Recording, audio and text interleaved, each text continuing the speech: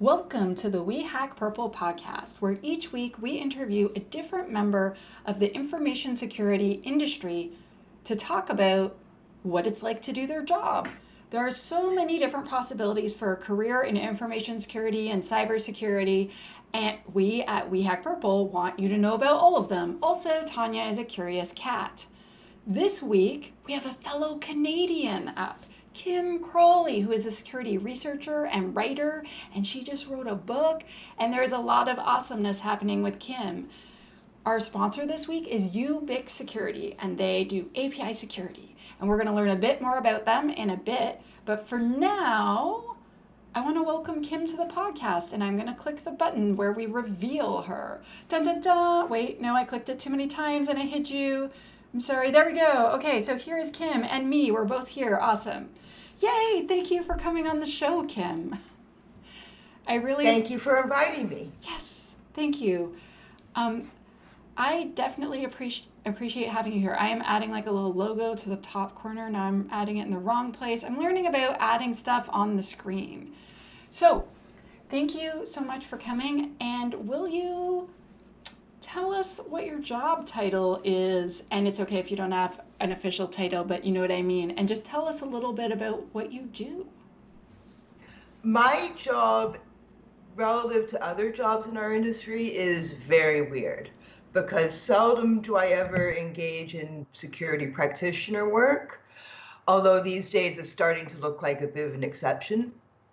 We can get into that later. But my job is to write about stories, often about cyber attacks, often about timeless matters like how to configure a firewall and static issues like that aren't like necessarily timely, but more relevant in the long term. And I have worked for so many big tech corporate blogs, BlackBerry Silence, Sophos Naked Security, Venafi's blog. I've worked for them in the past. I've contributed content to AT&T Cybersecurity's blog for the past several years. That's one ongoing gig that I still have. And I think I'm like writing content for like several different companies now, and I can hardly keep track of them all, to be quite honest with you. But so it's a weird job. There are so many weird jobs in InfoSec, and that kind of means there's a place for most people, if that makes sense. Yeah. So a thing that Vicky says hi to both of us. Vicky Gateway. Hi, Vicky. Thank you for coming.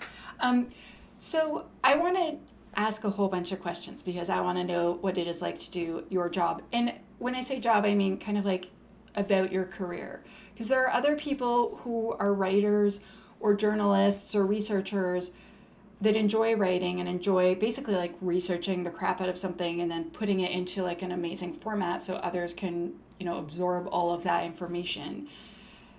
What is a day like in the life of an independent security researcher and writer? It is very unpredictable. I mean, to be able to do it for a living, because most people who do what I do and they write content for corporate blogs and stuff like that, they have a day job as some sort of security practitioner, like they're a malware researcher or something like that. This is my day job, so it's very hectic. I used to work for like the same few companies long term for a few years, and then the pandemic kind of shook things up.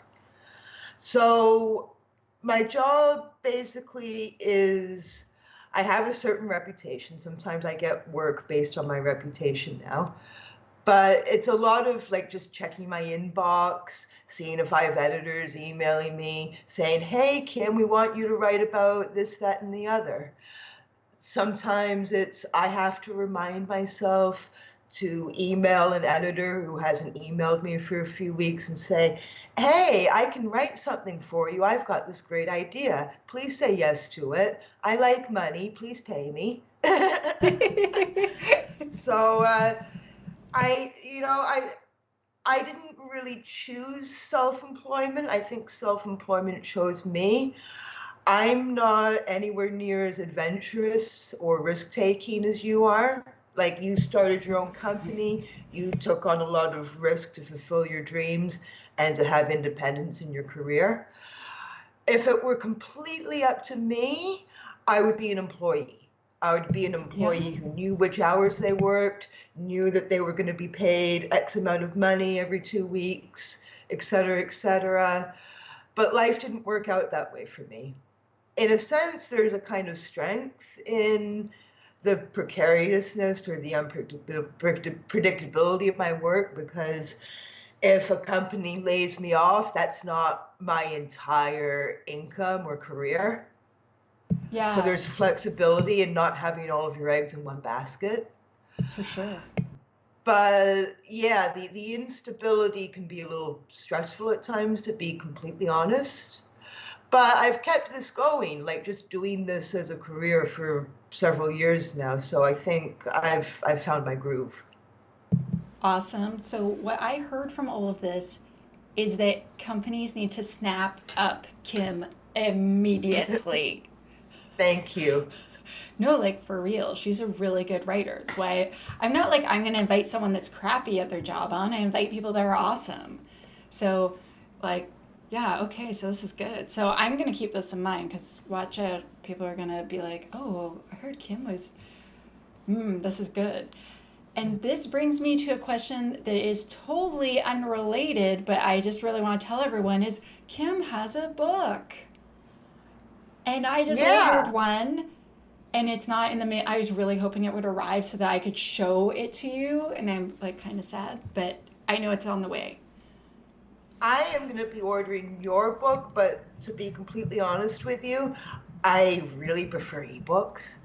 I Yeah. prefer ebooks because my favorite place to read when it's not related to an article that I'm researching or something like that is to lay in bed in the dark after 9 p.m.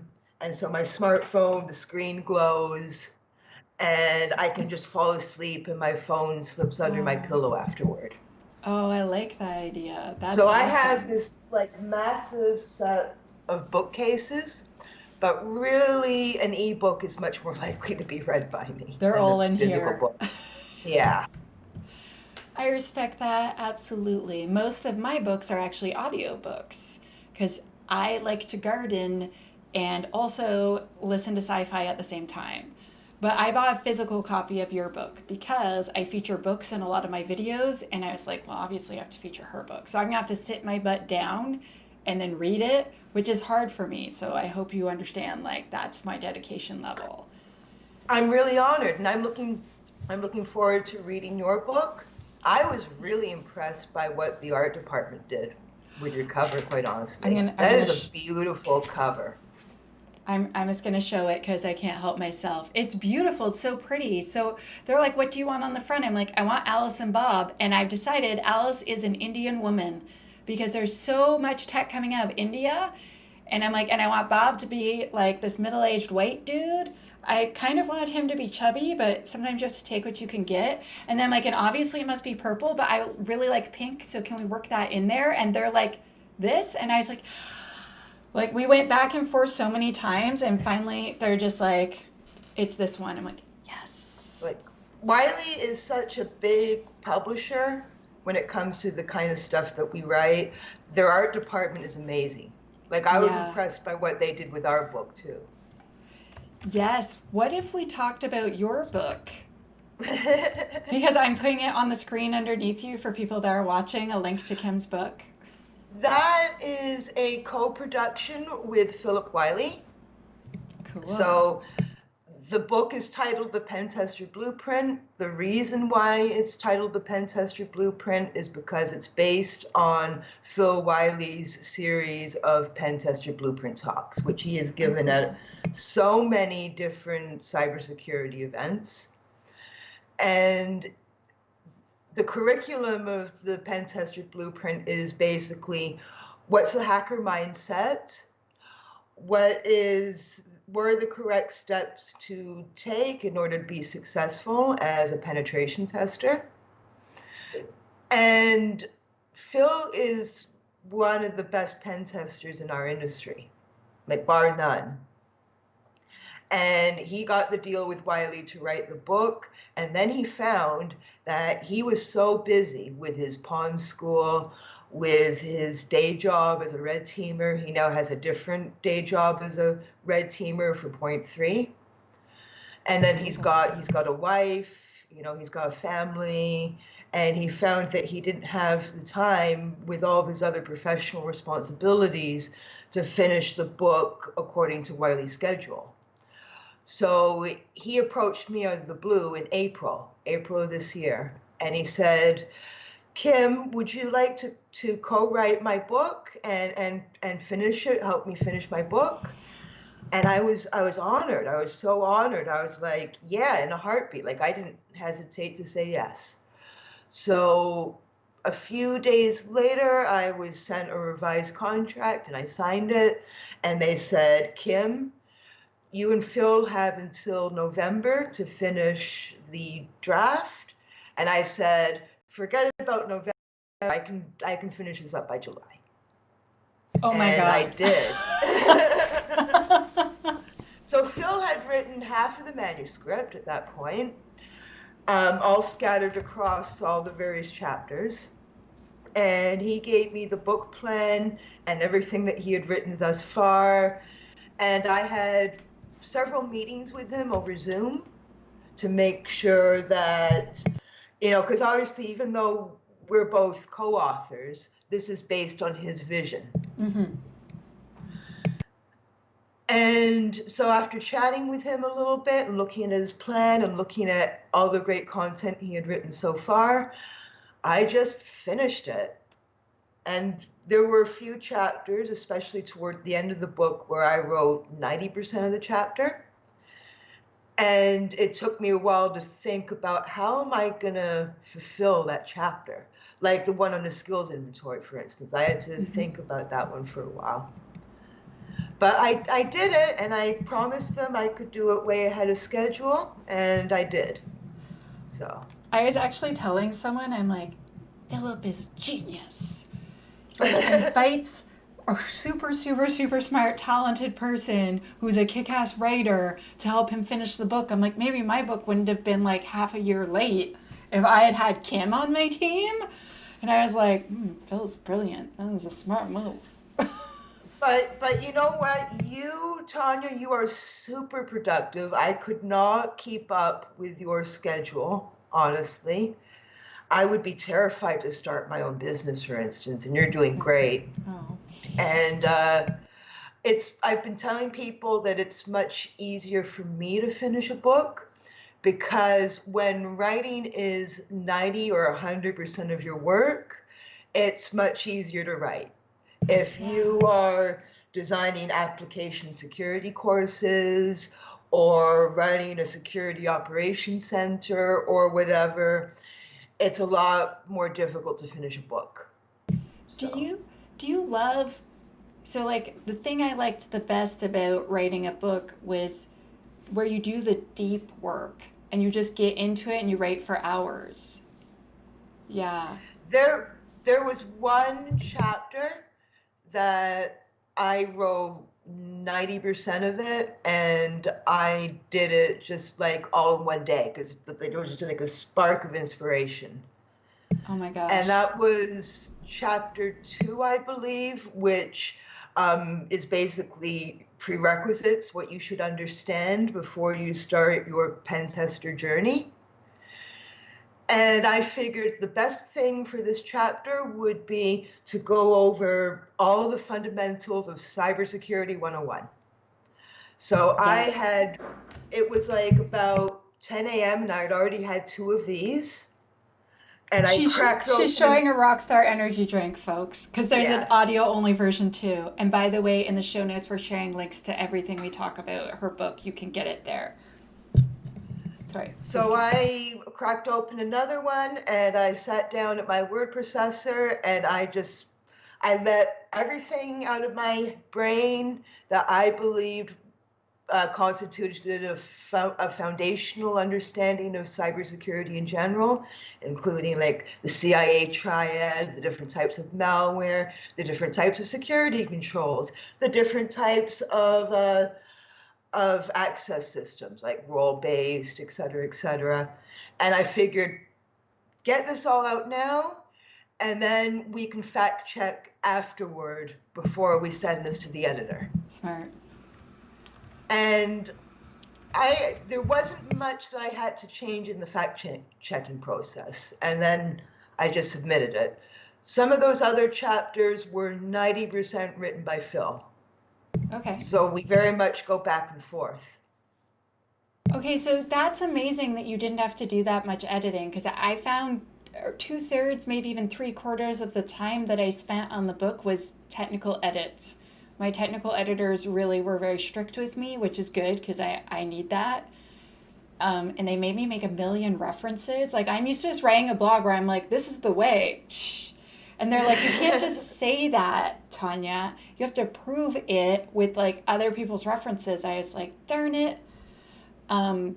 So for everyone that is listening on the line, I'm really sorry about the latency issues, because I am not having any latency issues on our side. And so that means it's the live stream, and I'm really sorry. The recording will sound fantastic because it's local to my computer. So Kim, you look fantastic and sound fantastic. But I'm really sorry to those that are tuning in live. But I would like to ask that you all click the thumbs up button anyway. Okay, Kim, I have way more questions for you though. I really wanted to talk about your book and how every single person ever should buy Kim's book, and then they should buy my book, and then maybe they should get a second copy of Kim's book. But after you're done doing that... Remember, like a couple of weeks ago, I tweeted, if someone wants to become an application pen tester, which is one of the most high demand types of pen testing, they should definitely buy your book and buy our book at the same time. Yeah. Because the two are complementary, and that would be all the application pen testing 101 to start you on your way. Oh, yeah. Oh my gosh, definitely. That would be, yeah, those would be really good complimentary. And I am actually indeed planning to read your book and may or may not get into trouble as a result.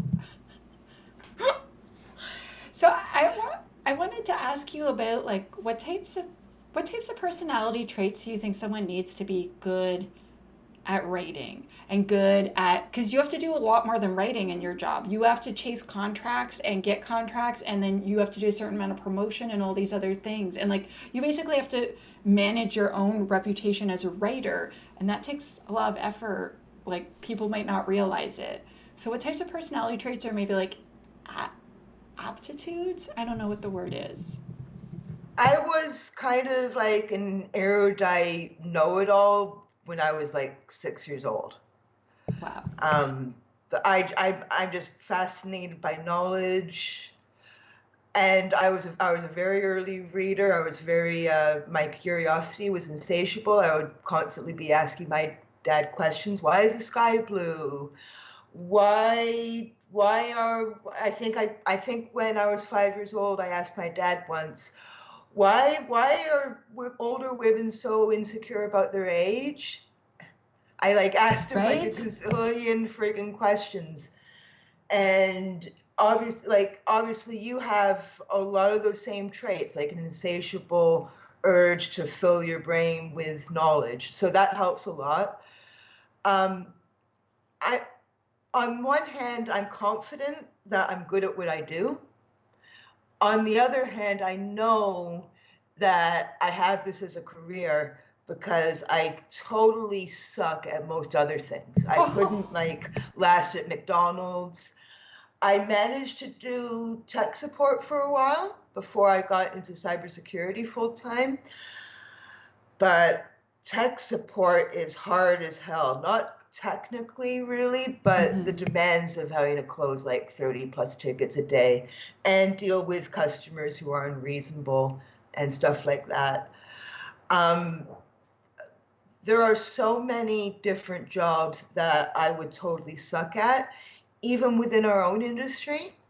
And I have found the job that I actually have natural talent for. So I feel that Kim is underselling herself a bit, but I actually know that feeling. Like when you were saying, I don't think I would cut it at tech support or McDonald's. I actually did tech support briefly for like 6 weeks, and it was at night, and I did not cut it. I was just like, I can't handle this. Like someone's being rude, and I can't be polite to them, or they're at like one guy was like, Playboy.com is down. I'm like, that's not my fault. Like I don't know what to tell you, dude. Like try again later.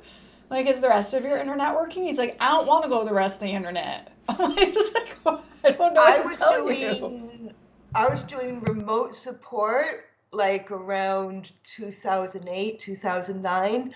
So a lot of people had IE6, and it would be like I'd open their web browser and it would literally, without exaggeration, be 3/4 toolbars. And they'd be like, why am I getting malware? No, a lot of end users don't know the word malware. Why am I getting viruses all the time? Right? And well, you have 3 different versions of the Ask Jeeves toolbar. You have WeatherBug. WeatherBug has always been malware. Oh, wow. Um, you get pop-ups that say you won this contest, and you click on them. You're like, no, no. Well, now that you're speaking about technical stuff, what types of technical skills do you think someone needs to be a security researcher or a security writer? I think cybersecurity is a certain way of thinking. You have to think, there's this technology, how can people use it to do bad things? But also, how can there be mistakes with this technology that aren't necessarily malicious, like bugs, for instance? And so if you always think about how can people do bad or how can this go wrong, it's a way of thinking. So you can learn the technical knowledge, but the mindset cannot be taught. I hear you for sure. So if you only need a certain level of technical skills, what type of training would someone need to be good at your job? Because they have to be a really good writer and good at explaining like really complex abstract concepts. My dad was a novelist. He's not around anymore. But I mean, this is not something that a person can make a conscious decision about. But I was raised by a professional writer. It always seemed like a very normal thing to me to write and get paid for it. So my dad was giving me lectures about what do editors want, what do publishers want when I was like 4 years old. I am not even joking. So I had kind of an unfair advantage there. But my dad kind of tainted my thinking about writing too, because my dad taught me that the only valuable writing is the writing that you can get a publisher to publish and pay you for. Oh. And so I do have writing that will deliberately never get published. Like I keep a whole lot of embarrassing poetry in Google Keep. But I feel so guilty about it. I feel so guilty about any writing that doesn't translate into a paycheck, because that was my dad's attitude. Oh, wow. And so on an intellectual level, I believe that writing has value whether or not it's commercial or you get paid for it. But emotionally, I can't feel that. Yeah. Like, I hear people talk about self-publishing books, for instance. Yeah. And I try not to be rude like my dad would be, but I think, you're self-publishing? Like, you can't even get a commercial publisher to publish this? You're going to pay to get this published? Who pays to have their own writing published? That's the thought process I have. But I know that that's rude and that's not a good way to think. And I try to bite my tongue. Did you have, so I had many people suggest that I self-publish my book instead of going with Wiley. And I was like, but they're awesome at publishing books, and I know zero about publishing books. And so I want to have experts behind me and like project managing me and like herding me like the cat I am. Do you know what I mean? Like, did people suggest that to you too? No. Phil was considering self-publishing the Pentester Blueprint if he couldn't deliver a full manuscript by the time Wiley wanted it, but then he changed his mind. He decided to finish it by co-authoring with me. Smart. I mean, self-publishing is an expense. It's an expense that you take on yourself. If you're willing to spend a couple of $1,000s with the knowledge that you might never see that money back, if that's a risk that you want to take to get your writing out there, it's a lot easier to self-publish these days because Amazon will sell or at least distribute self-published ebooks and the like. But you are taking on a risk, whereas our publisher took on that financial risk, and our publisher has a massive distribution network, gets our books into like Barnes and Noble and Indigo, Yeah. and gets a placement in Amazon's website. Not like our books probably place a little bit higher than if we had self-published it and tried to distribute on Amazon. For sure. For sure. So, Someone is but asking, where is the podcast? Sorry, someone's asking in the chat, where is the podcast? And I am assuming that they mean this podcast. So this podcast is available audio only version off of all the major podcast platforms. So like Apple, iTunes, the new Amazon one, Podcast Addict, like all of those places, you should be able to get it. Sorry to interrupt you, Kim. I was just no, like, it's okay. no, but I was like, Kim didn't say anything about podcasts. I'm so confused because I was like, I just get like so enthralled in the conversation, and I was like, oh, I should probably actually answer that. I love podcasts. I use Podcast Addict. I have like about 40 different podcasts that I subscribe to, and I recently added the We Hack Purple podcast to that list. Aw, thank you. But I only subscribe to about 5 cybersecurity related podcasts. The other like 35, 40 podcasts I subscribe to have nothing to do with our area of study whatsoever. Because a lot of the time when I'm not working, I just don't want to think about work. And thinking about anything cybersecurity related makes me feel like I'm on the job right now. It's work mode time. I agree. I agree so much. Yeah, we need breaks, including brain breaks. I have more questions for you though. But first, Okay. I want to thank our sponsor, Ubic Security. Encryption made simple for developers. They have a free tier starter available for all developers on the internet, and you can use it to encrypt your APIs and much more. If you sign up today, it's free, and you also get free stickers of Spikey, who's like their super cute mascotty guy. So I'm going to share the link in the chat, but it's just dashboard.ubicsecurity.com. So Ubic is UBIQ. And so I'm going to just share that in the chat. But going back to how could someone become a cybersecurity researcher and writer, what type of work experience would they need, or like type of learning path maybe they, so like let's say someone's like, I want Kim's job, not like your actual job, but I want to be like Kim. How like, yeah? I would recommend like tech support is really, really hard, but unfortunately or fortunately, it's one of the easiest types of jobs to get if you just have some very basic IT certifications, like a CompTIA A+, whatnot. So everyone's path is different. My path was about 13 years ago. I had a CompTIA A+, and then I got like a Network Plus and a Security Plus. I got my first tech support job based on my A plus.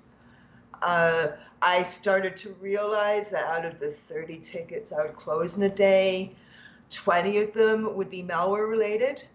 And I was like removing Whoa. malware all the time on other people's Windows machines. And then, like, occasionally there would be malware that was destructive enough that it would mess up all the LNK files on the Windows desktop. I'd have to, like, write new Windows registry keys sometimes. That was a great way to at least get my foot in the door, and it made me interested in cybersecurity just because I could see constantly, frequently, every day what malware could do. And there's a lot of different ways that a computer can be cyber attacked, not just by malware infection, but it made me catch the bug, basically, like the cybersecurity bug.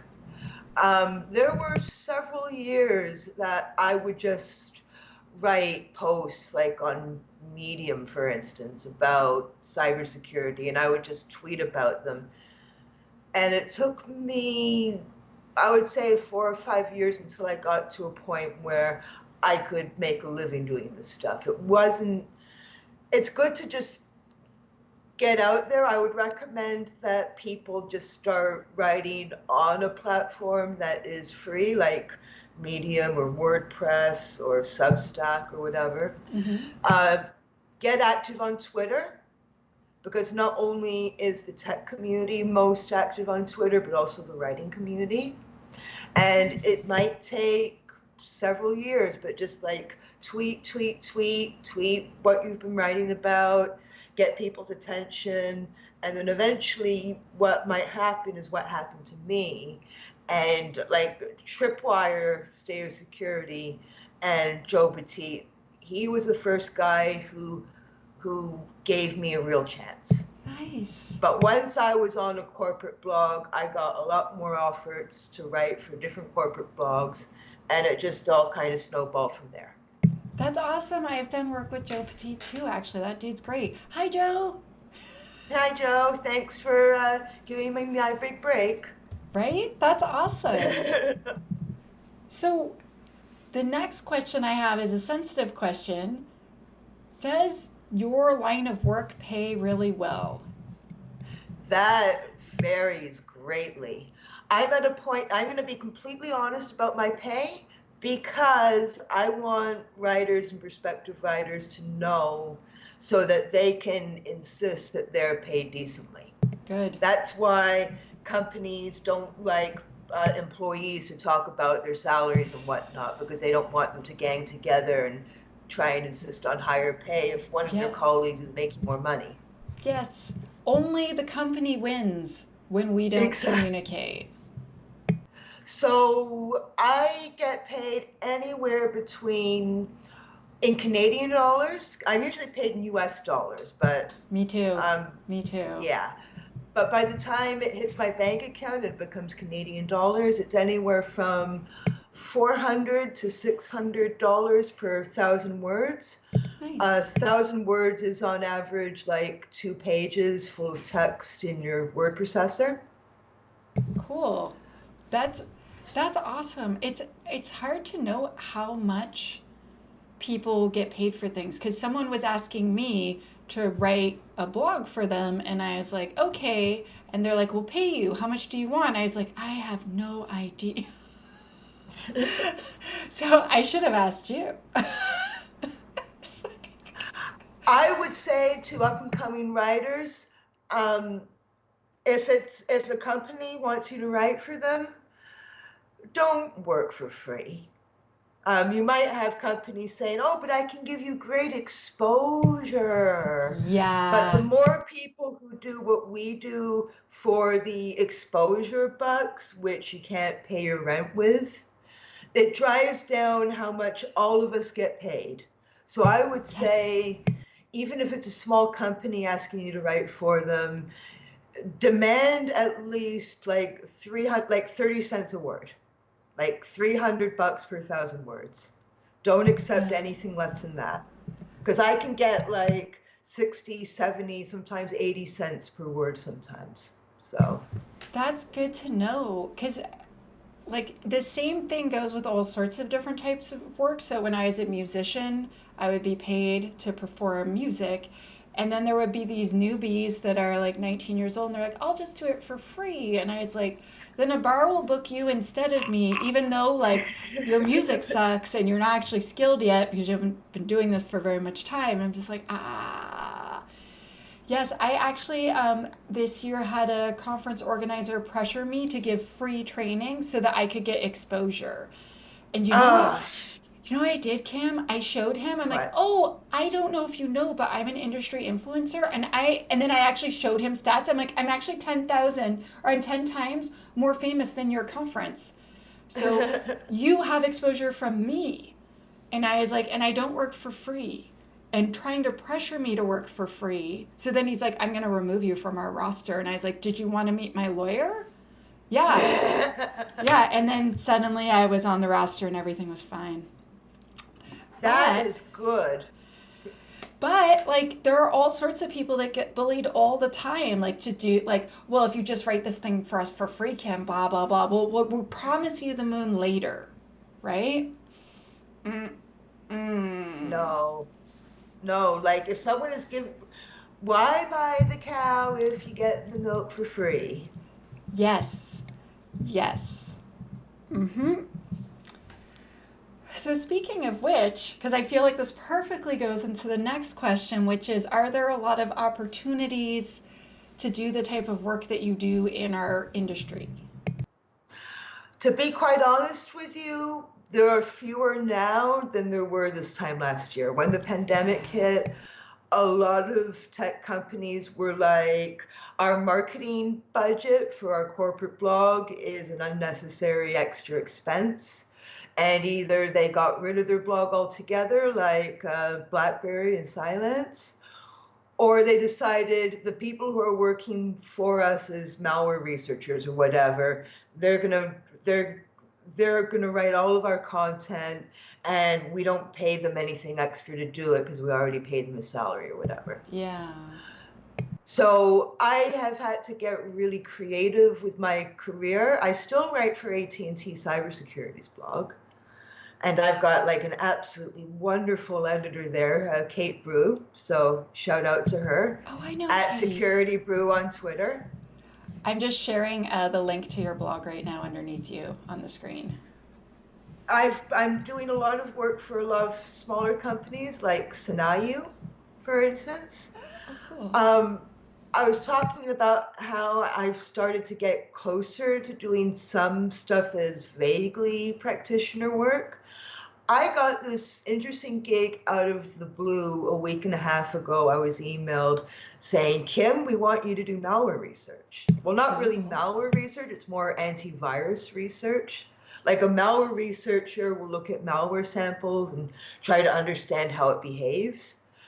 I'm not testing malware like that. I am testing the antivirus software. Oh, cool. Cool. So I have a Windows 10 virtual machine because you don't infect other people's computers. That's illegal. So I have a Windows 10 virtual machine. It sandboxes the malware that I execute in it. Nice. I'm trying all kinds of different antivirus software. I tested Norton a few days ago. I'm on to testing Total AV.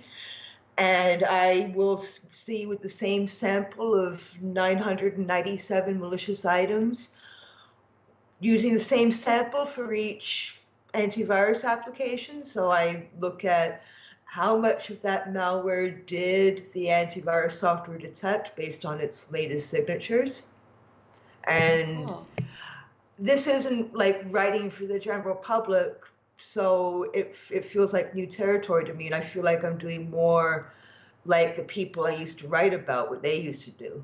So it's kind of weird and interesting, but it is a job. Like people who Yeah. work for AV Test do that full time. So But that's really cool, and we need someone that can write that up in a way where one, like they actually understand the results, but two, where you can actually communicate the results.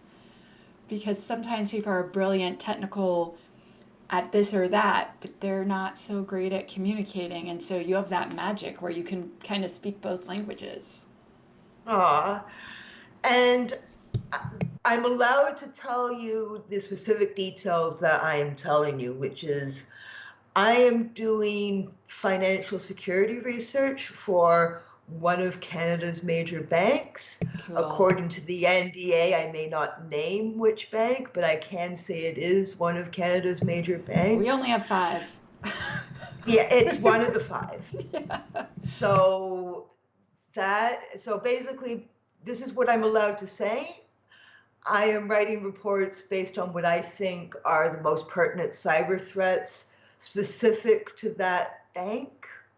Oh, So wow. that's an interesting new gig. So it's That's very very different. cool. It's a different kind of work because the reports I would be writing would be internal and classified to only be read by employees of the bank and corporate executives of the bank. So it's not publicly available writing like I'm used to doing. And like from late 2016 to early 2020, 90% of my work was publicly accessible for corporate tech blogs and no paywalls. And now my career is starting to look very different because I've had to be adaptive because of the way our industry has changed this year. I have actually found the exact same thing. So now that, because we were talking before we went on about what it's like to be independent, and then you end up doing all sorts of work where, like, maybe you didn't even realize that was work. So I actually do like private talks all the time now. And you see me speak at conferences, but I do like private events a bunch of times per week. And turns out that pays really well, and you can have like a very intimate conversation where you can be a lot more open with what you're saying. And so like if you're giving this report inside of a bank, like you can be very, very clear about exactly what they are facing and very specific in a way that you never could if it was going to be public. So how's that feel? Like being able to be like brutally honest. The bank asked, we want your ideas for 4 reports for the 2021 year. And I pitched them my 4 ideas, which I could not explain what those ideas are. And they're like, we love that. That's exactly what we want. So it's looking good so far. That is awesome. So that brings me to another question, which is what do you like best about the type of work that you do? Um, there's in some ways my job is easier than being a security practitioner in the sense of if you're a network administrator or if your job is to develop security patches for applications or stuff like that. You make a mistake, it directly affects businesses and people's lives. I get to play with ideas about, the theory of cybersecurity without having to worry that if I'm not doing my best in the security operations center that day, we could be taken over by a major data breach or whatever. Yeah. So, but in the other sense, in some ways, it's more difficult because I think there are so many different areas of security practice. I mean, red team, blue team, purple team, a lot of different teams. But in another sense, it might be more difficult because a lot of the things that you could be doing in your everyday life as a security practitioner could be habit and routine. Whereas I have to explain everything. I can't have an idea without explaining it. And Yeah. then and then there's the unpredictability as I explained from like not being an employee.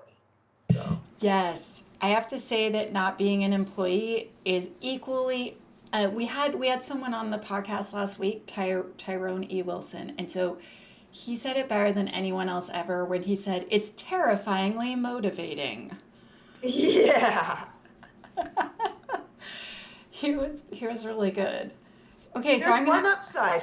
Yeah, one upside to what is not the being an upside? employee. Yeah. When I only work as long as I have to work in order to produce the work that people want to pay me to do. If you work in an office, chances are you're spending a lot of hours looking busy, but with nothing actually productive to do. But you Yes. could be spending those hours of your life doing better things than sitting in the cubicle, wasting your time. But you have to be there because you have to be in the office for those specific hours.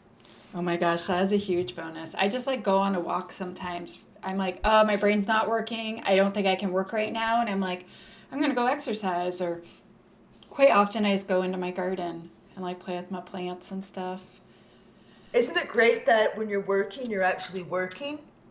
So when you Yes. don't have work to do, you can just engage in leisure, relax at home because you're working from home.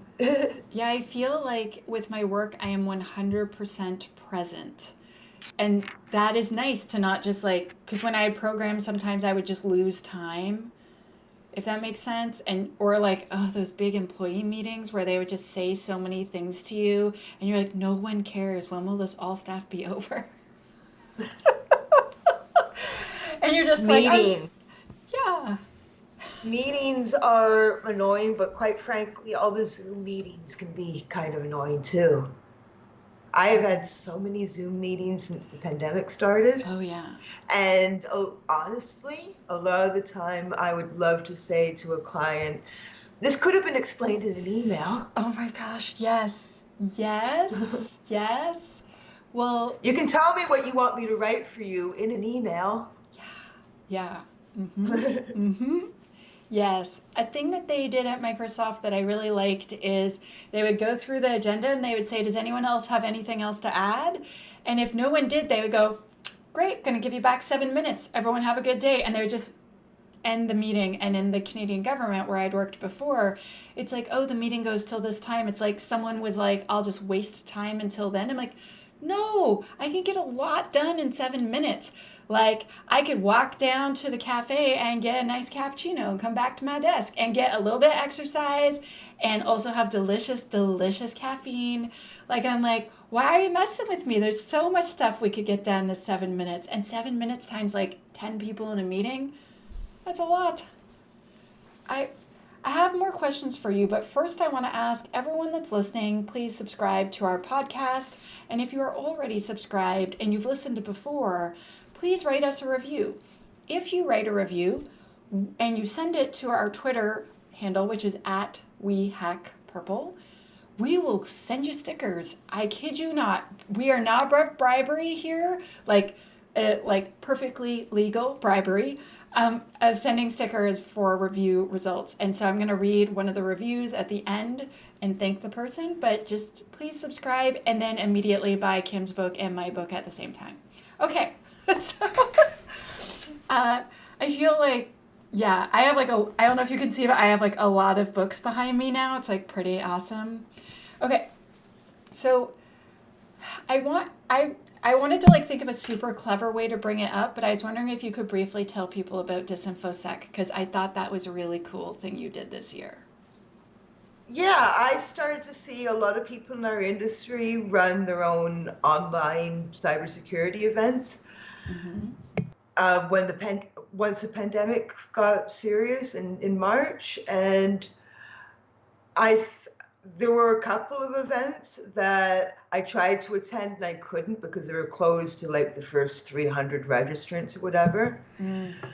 And I don't like starting things a lot of the time, but I thought, damn it, let me try to do something of my own. So it was a great honor to host Disinfosec in July. And the reason why the event was for exclusively disabled people to speak about cybersecurity is because I knew that with all the other online cybersecurity events, I needed something to differentiate. And So it was a great honor to have you speak. You speak everywhere though, but it was a great honor. your talk had the highest attendance and views of all the talks, quite honestly. I had like an annoyingly beeping like smoke detector, but that's been fixed. Good. So I think there's going to be another Disinfosec, I think, July 2021. Nice. So, yeah, I mean, you don't have to have a medical diagnosis. If you self-identify as disabled and you have something to say about cybersecurity, um, I would recommend visiting disinfosec.tech, sign up for the email list. Probably around April, I'll start tweeting, asking if people want to submit proposals. And I think next year I'm going to do a much better job than I did this year because I learned so much. I had like zero experience Yeah. using video conferencing software It's and a stuff lot. like that. But I learned from my mistakes. So inevitably 2021 should be a lot smoother than I 2020 didn't with realize the it beeping wasn't smoke alarm. smooth. My part was good. Like, you were great during my part. I'm going to spell out disinfosec for the people that are listening because it is not a real word. So it's DIS, like dis, and then as in disability. And then Yep. infosec, so infosec.tech. So TECH.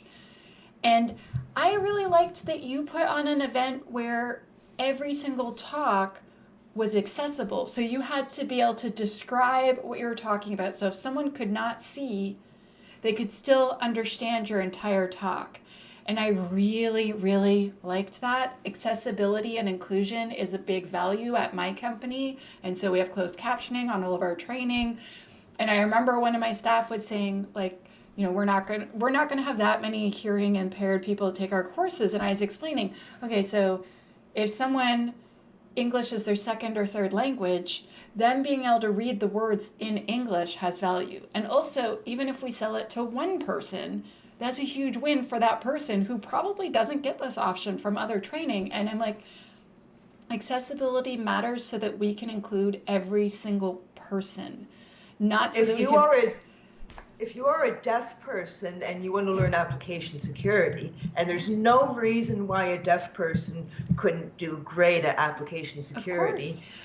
you might not contact, We Hack Purple and be like, hey, could you make your videos have closed captioning, please? Yeah. You would just like give up and move on.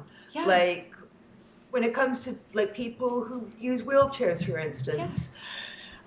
If they can't enter your store by pushing a button to make the automatic door open Yeah. with a ramp already there, they're not going to get their walking friend to go into the store and be like, hey, can you open the door and like get the ramp up so that my Yeah. friend can move their wheelchair into the store and shop.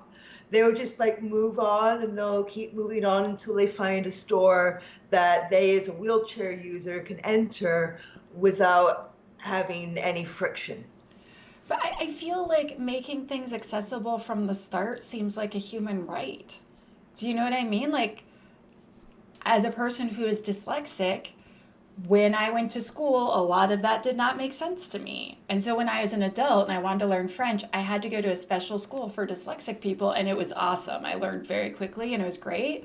But like, if those things aren't available, if accommodations aren't available, then we're not all on an even playing field, and that's just crap. So like yesterday I did, so the We Hack Purple has a community online and we do stuff together. And so yesterday we were doing this GitHub Actions thing, and only one person showed up. So there was supposed to be 7 or 8 of us, but only one showed up, which is totally fine. And we're streaming and I'm showing him some stuff and we're talking. And I guess I do this thing naturally where I always just explain what's happening. And I said, oh, is the text big enough for you? And he's like, oh, Tanya, I had no idea. And he's like, yeah, it's never come up before. But he's like, I've always been able to just participate because you explained so well. And I was like, oh, that's so great. I'm so happy to hear that. And I'm like, so you can't help me with if the text size is big enough for the recording we're making? And he's like, ha, ha, ha, ha, good luck. But like when we do these small efforts, like to me, it's not a giant effort to do that. And I feel like it includes so many more people. And we don't even, like, I had no idea. And like, he's been coming to lots of events with us. And I was like, oh, okay. I was like, cool. And so then later I was like, do you see here? And I was like, okay, let me explain. Right. And just like that small amount of sensitivity that we can add so everyone gets to be on the same playing field. And I was like, score. And there's the curb cut effect. Sometimes disability accommodations also benefit non-disabled people. Like curb cuts make it possible for people in wheelchairs to cross the street, for instance, because you don't want to drive your wheelchair over a harsh bump. No. But it also benefits able people because if you're rollerblading or you're pushing a baby stroller or whatever, you also benefit from that curb cut. Yes. One thing that I was thinking about is, like, not only am I autistic, I'm ADHD. And I can read hundreds of pages at a time if I'm hyper-focused. Wow. But a lot of the time, if I see a wall of text, this might benefit you being dyslexic as well. Yeah. If I see a wall of text, a lot of the times I'll be discouraged, like, oh, that looks tedious. And I would move on to like reading something else that didn't look overwhelming and tedious. So I write, breaking my writing down into lots of different paragraphs. So there's space between the paragraphs. Nice. The same amount of writing seems much less overwhelming to read when it's broken down into separate paragraphs. I've been writing articles with bullet points more often lately. You'll notice that most obviously on AT&T's blog. Cool. And Phil and I both tried to do that, and Wiley as well, make the formatting so you never hit a wall of text. Same with my book too. Excellent. And that benefits dyslexics and it benefits people with ADHD. But it has the curb cut effect of, even if you're neurotypical, you might not want to read a tedious wall of text. You might want everything broken down into smaller, more manageable pieces. Yes, exactly. Oh, I agree so much. Also, someone named Deep Eddie says, hi, Kim. Hi, Tanya. Hi, Eddie. Thanks for coming. Hi. And Johnny says that he is stuck in tech support purgatory. I'm sorry, Johnny. I feel you. And I feel like Kim and I both feel you. If you want to do what I do, start a blog on like Medium or WordPress or whatever. Write about what interests you, write about where you have knowledge. Maybe also see what other people are writing to get a sense of what people want to read. And as I said, it might take 3, 4, 5 years vigilantly just sharing your writing on Twitter or wherever. And then as soon as you got a few companies paying you for your work, after a few years of writing for nothing and having to continue your day job, then stop writing for free. Yeah. Because now people are paying you for your work, and writing for free just lowers your pay rate. Yes. Okay, so I feel like you can read my mind, Kim, because literally my next question was, could you please give us some actionable advice so that you could become a writer? That's like, I was like, she's actually answering the question that was in my brain. And I mean, a lot of our writing is free for people to read if they want to, without a paywall. But a company is paying you to do that writing. Exactly. Now the downside might be, like, for example, AT&T Cybersecurity's blog is not going to publish anything that's not in their corporate marketing interests. So, and that's the same with like any tech company, their corporate blog, any company whatsoever. They want to draw people to their site and they have specific marketing objectives. So being paid for your writing means you don't necessarily just write whatever you feel like writing. You have to write what they want you to write. You got to compromise. Yep. But I enjoy the challenge. If I didn't have people giving me ideas about what to write, sometimes I would be a little overwhelmed, because when someone else is providing you some sort of structure, like this is what I want you to write, it's easier to be creative than if you're left completely to your own devices. Yeah, looking at a blank page can be intimidating. Like, I'm gonna write today. So, my last question is, if someone wants to know more about Kim Crawley, besides following you on Twitter at Kim_Crawley, so CRAWLEY on Twitter, where else could they find more information about you? I believe there's a link about you on the AT&T blog, which I could share. Yeah, and that is an archive of every single thing I've ever written for AT&T Cybersecurity's blog, and anything new that I write for them is going to be linked on that page as well. Nice. I do have, just like you, I have now an author page on Amazon, but that's just going to link to like whatever books are published under our names, obviously. Cool. One of the reasons why I don't have like my own personal website is because I really wanted to use the kimcrawley.com domain, and I had registered it many, many years ago when I was much younger, and I lost control over it. Oh. Like you'd stop renewing it, and then someone else buys the domain, and they don't even use it, but they're like sitting on your domain, Yes. now wanting you to pay them like $50,000 to get it back or whatever. If you just wait a year or two, that usually goes away. So I used to own TanyaJanca.com and .ca because I was a professional musician. And then I let it go intentionally, and then someone was cyber squatting on it, and I was like, joke's on you, I don't give a crap. And so now it's like available for like $12 because no one's named Tanya Janca in the whole world except me. Because my name is spelled quote unquote incorrectly compared to the Polish spelling. And so no one has this weird like Anglo Polish smashed together name. And I'm just like, yeah, I don't need it. Now I have shehackspurple.ca. I'm just like, whatever. You're very lucky. You're very lucky to have a unique name that at the same time people can spell and pronounce. Because my boyfriend, his name is Jason Smith. Oh, yeah. Do you have any idea? There are probably literally like several thousand Jason Smiths in this country, if not like tens of thousands or more. Yeah. Maybe even hundreds of thousands of Jason Smiths in Canada alone. Yeah. Like my boyfriend went to school with other Jason Smiths. Oh my gosh. And then his dad is Joe Smith. If only he was John Smith, that would be even worse. Oh my gosh. So there is no friggin' way that my boyfriend is ever going to have jasonsmith.com or even jasonsmith.mt being the top level domain for Malta. Like your name is that friggin' common. Oh wow. So. That must be annoying. See, he should come up with a hacker name like I did, which was not on purpose at all. But worked out really well in the long run.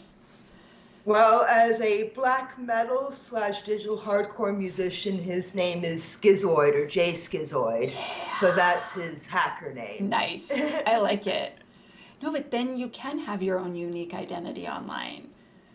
And I like it. Well, Kim, thank you so much for being on the show. This has been awesome. Thank you so much for being such a great host, and it was a great honor to be on your podcast. Thank you so much. Okay, so we do like a little wave, and then we disappear, and then I tell everyone who's on next week, bye, thank you. Bye, everyone. Okay, so thank you very much to everyone who came this week and streamed in. If you are listening to the We Hack Purple podcast, thank you.